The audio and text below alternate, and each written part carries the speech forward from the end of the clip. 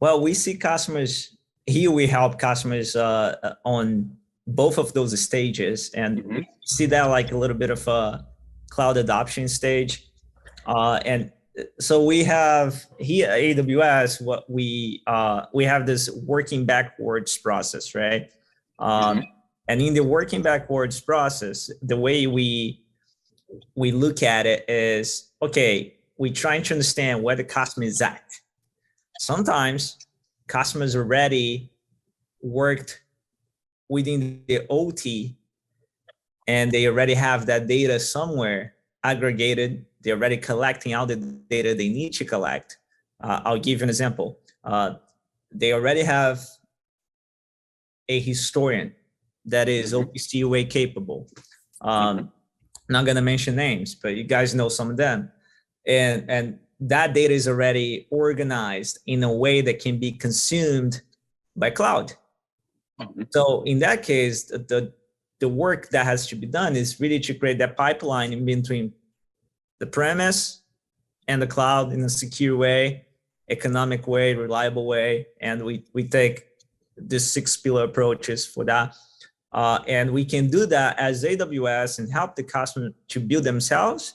We can bring a partner in that can help them to build a partner solution as well. There are other stages that we are working still on defining how those edge devices need to be built.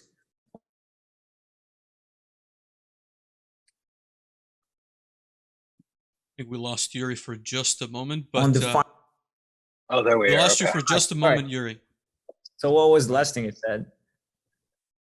There are sometimes that you guys are working with customers to define edge devices that they need for their applications. So as you define the edge devices, that's where we apply the AWS device catalog.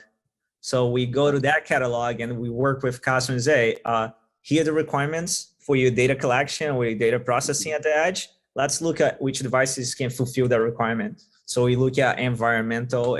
So that is a very OT engineering type of work that my background kind of helps me to do very well. So I can actually look at, did you guys lose me again? Just for a second, you said I can look at? So yeah, so I can look at, so with my background, I can really help customers to actually look into hardware, environmental specs and processing capability, and all that is necessary to run things at the edge as well and collect data. I like that. As a follow-up, Yuri, is there kind of a solution that you have found works best, kind of creating that pipeline from a historian, and then you don't have to worry about the particular edge devices? Or are you guys dealing a lot with, like, we've got IPCs that are mirroring a whole bunch of machine data, and those are just directly connected to AWS service? Well,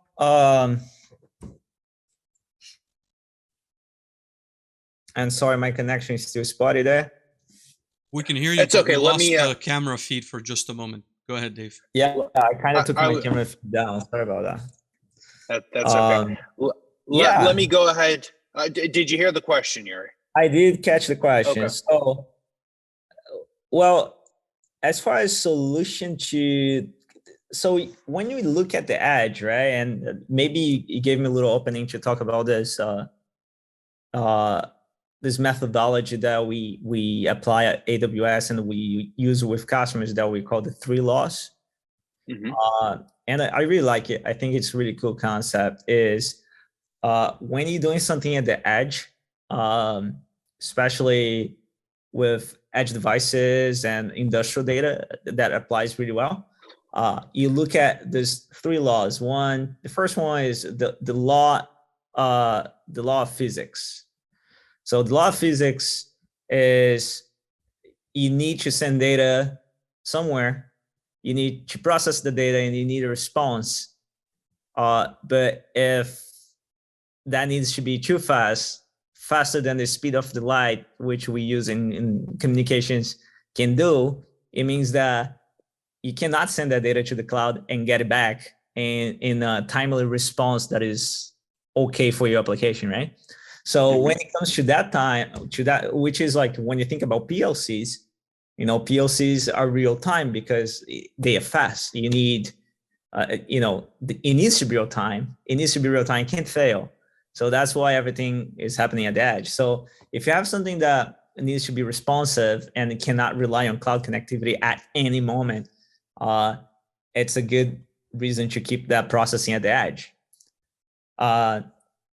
The second law is the law of the land. And the law of the land is, it really comes into sovereignty of data. For some reason, that data cannot leave the edge.